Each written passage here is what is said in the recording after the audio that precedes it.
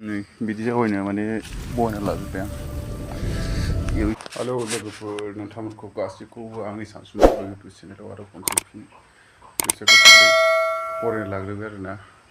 दिनैनि टपिकआ जाबाय माने गय माखा सिरिजोब्बाय, बेफारि माखाबो लांफैदिया माने मोननानै सिरिजोब्बाय। बिसोर बहुद बेलेग बेलेगाव लानाय जायो नालाय हानफैनो टाइम मोनाखै आरोना। बेसे बुरजा सिरिखो मा खालामखो आं गयखौ नोंथांमोननो शेयार खालामलांगासिनो।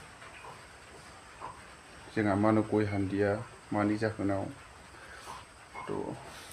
बेनि थाखायनो आं मा मावदो अखा बोथोरबाबो माने नोंथांमोननो शेयार खालामलांसै आरोना। बिदिब्ला नायलांबाय थादो दसे टाइम होनानै।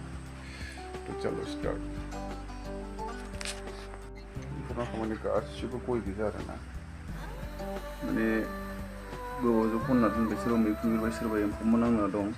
बेनिफ्राय आरो माखासे मिथियाबो दंबावो, माखासे बेयाव दं, माखासे सुपारि दानफ्लेबाय आरो माखासे बाहेरायाव दंबावो। ओमफ्राय आङो माखासेखौ मा खालामखो नोंथांमोननो शेयार खालामलांबाय थानोसै आङो। नायलांबाय थादो बबेयाव दोनहैदो आङो जावैनो थाखाय, फुलिनि थाखाय आरोना। लाना दोनदों आङो बेखौ बाहेरायाव, नोंथांमोननो शेयार खालामदों आं।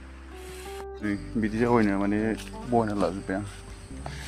बेयाव एसे हा होस्रोसिगोन, ओमफ्राय आरो नेक्स्ट हाखौ होनाय जाया, होमबाबो माने आङो सान्दुं दुंबाथाय इटास रानथाब जानो गिनानै माने हाखौ होसिन आरो सायाव, बेनि उनाव आरो जाब्रा होसिगोन।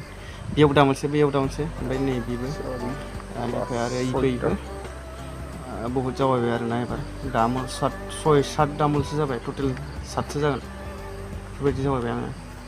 माने न'आवनो आबाद थाबा बे बासि जाबायमोन, दा आं आबाद गैयिनिफ्राय माने निजेनो आवगायनांगौ सिस्टेम टाइम जाना फैबाय आरोना। ओमफ्राय आंनो माबायो। बेयावबो दा मोनसेमोन नै रज'सिगोन बेफोरो। खोथिया माखानै बरिया जादों जोंनिया, गायजानाय जाबाय आरो।